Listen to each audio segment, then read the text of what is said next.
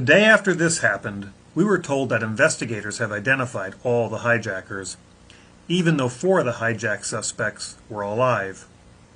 15 were from here, 2 from here, 1 here, and 1 here. So we attacked here, looking for this guy, even though the FBI had no hard evidence connecting bin Laden to 9/11. We were told that the most important thing is for us to find Osama bin Laden and to fight the Taliban, who were blocking construction of the Trans-Afghanistan pipeline planned years before 9/11 to move product from the Caspian Basin, an area declared by Congress to be a zone of vital American interest.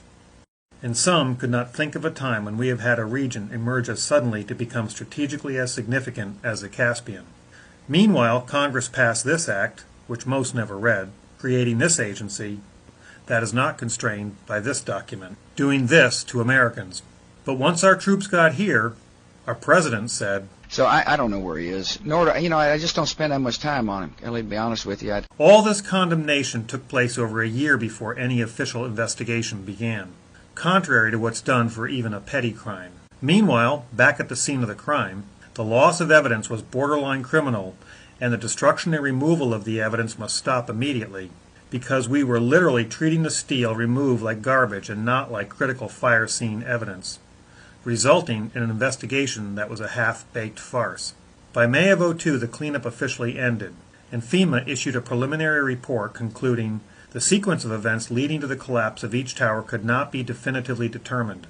Months later, the National Institute of Standards and Technology began their study, but instead of a gumshoe inquiry that left no stone unturned, the investigations were treated more like a research project in which they waited for the information to flow in.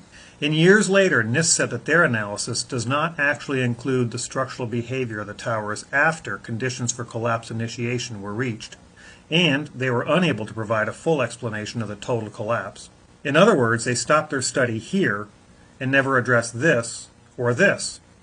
So in the final analysis, 9/11 was not considered a crime, most physical evidence was disposed of before the investigation even began, and they did not evaluate key evidence. And no agency could explain how the Twin Towers actually collapsed. But what if 9/11 was actually investigated as a crime rather than an act of war? How would we go about solving it, and would we arrive at the same conclusions?